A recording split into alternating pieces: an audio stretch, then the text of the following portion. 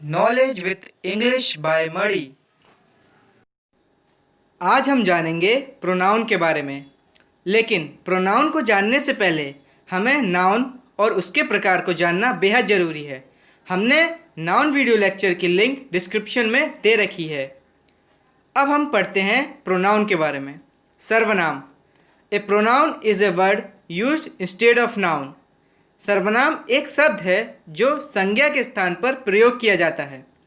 कुछ प्रोनाउन शब्द he, she, I, you, they, we इत्यादि, ये सभी प्रोनाउन वर्ड नाउन के स्थान पर प्रयोग किए जाते हैं। अब हम जानेंगे प्रोनाउन के टाइप्स के बारे में। सब्जेक्टिव प्रोनाउन और personal pronoun. A subjective pronoun act as the subject of a sentence. Subjective pronoun वाक्य के सब्जेक्ट की तरह कार्य करता है। कुछ subjective pronoun he, she, I, you, they, we, it इत्यादि। एग्जाम्पल के माध्यम से हम सब्जेक्टिव प्रोनाउन को समझते हैं। Example: Ram is a good boy. Ram is my friend. Ram एक अच्छा लड़का है। राम मेरा दोस्त है। दूसरे वाक्य में लिखे गए राम को हम सब्जेक्टिव प्रोनाउन ही से चेंज करते हैं। Ram is a good boy. He is my friend. Ram एक अच्छा लड़का है, वह मेरा दोस्त है। इससे सेंटेंस के अर्थ में कोई चेंज नहीं होता है। जब हम एक से अधिक लोगों के बारे में बात करते हैं तब हम दे सब्जेक्टिव प्रोनाउन का प्रयोग करते हैं। जैसे दे आर गुड, वे अच्छे हैं। इसी तरह हम सी सर्वनाम का प्रयोग करते हैं, वह गेंद को लात मार रही है। सी इज़ किकिंग द बॉल।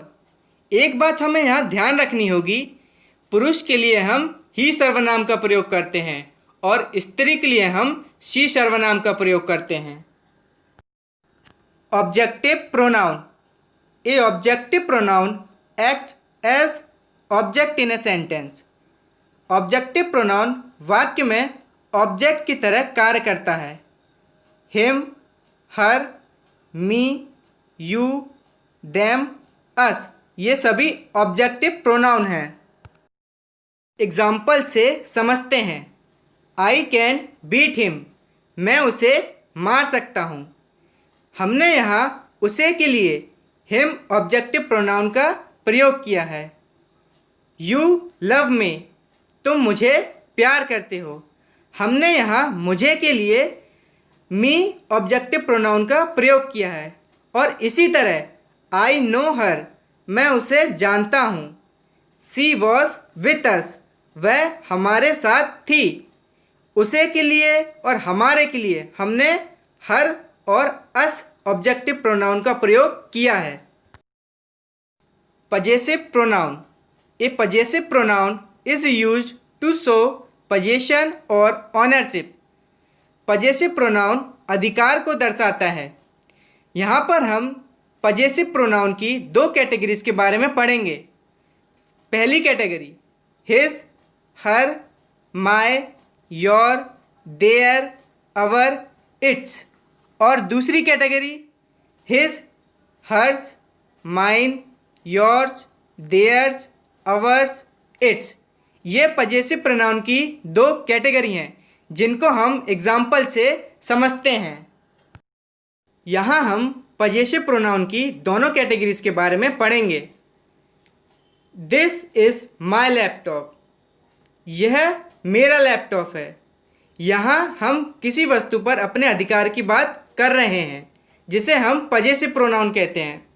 जब हमें वाक्य को इस तरह बनाना है, यह लैपटॉप मेरा है, तब हम सेकंड कैटेगरी का यूज़ करते हैं। This laptop is mine. इसी तरह हम और एग्जाम्पल से समझते हैं। फर्स्ट कैटेगरी का सेंटेंस, यह तुम्हारा घर है। This is your house. Second category का sentence, this house is yours.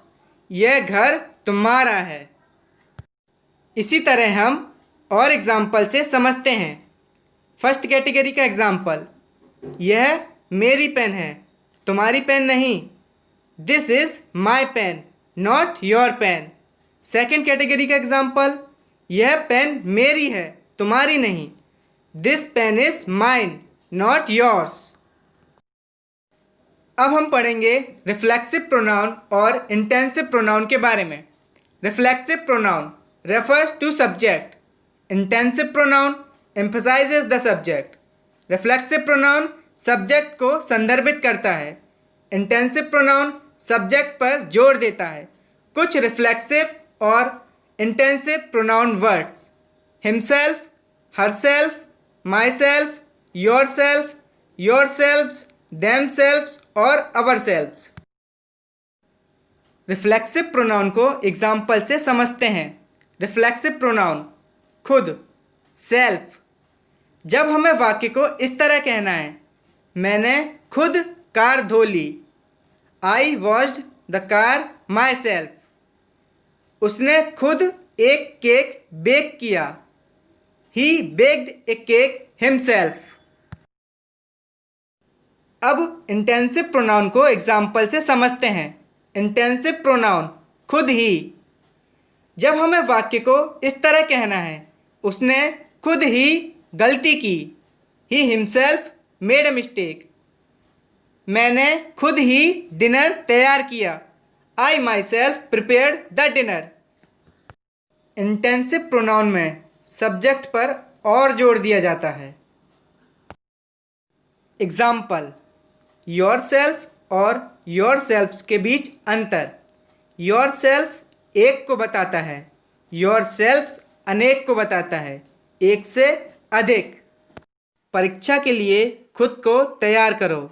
Prepare your self for the exam. यह बात एक स्टूडेंट से कही गई है। परीक्षा के लिए खुद को तैयार करें।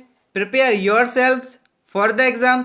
यह बात अनेक स्टूडेंट से कही गई है।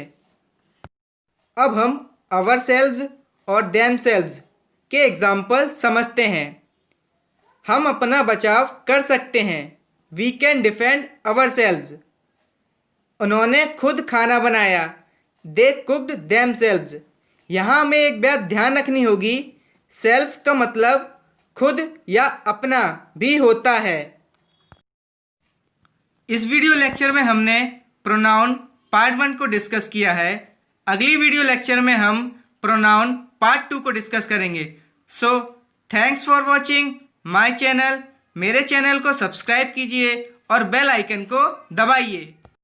Please subscribe, like and share.